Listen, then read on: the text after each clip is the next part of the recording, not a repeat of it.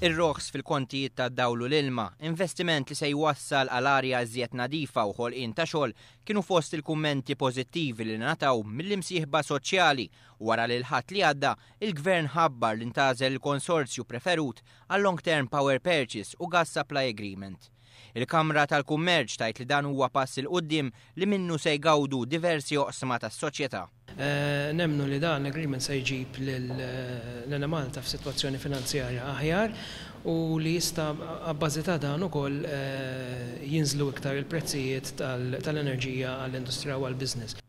Tony Zara mill-MHRA għalli sa fl-aħħar ittieħdet azzjoni dwar l-enerġija wara li għasnin twal ma sar xejn biex jiġi indirizzat dan il-qasam. U jilla ngħidu ħafna l-sitwazzjoni kif kienet ma setax kompli. Issa qed naraw li hemm inizjattiva ġdida u din l-inizjattiva inħossu li hija pass importanti il-qudiem u nisperaw li tina r-riżultati li nixtiequ. Reazzjonijiet pożittivi mhux biss dwar ir-roħs li mistennija ġib il-qalba l-power station għal gass, iżda dwar kif din il-bidla tista' twassal għal iktar ħolqien ta' xogħol.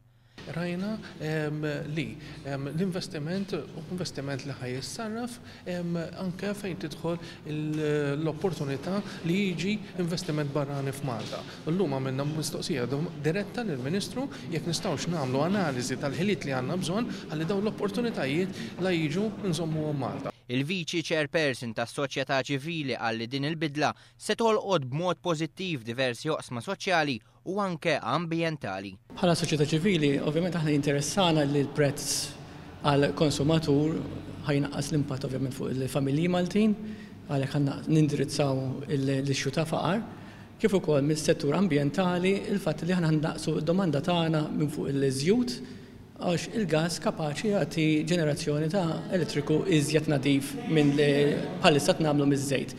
L-għażla li ħall-Gvern dwar il-konsorzju preferut intlaqat tajjeb ukoll mill-General Workers Union.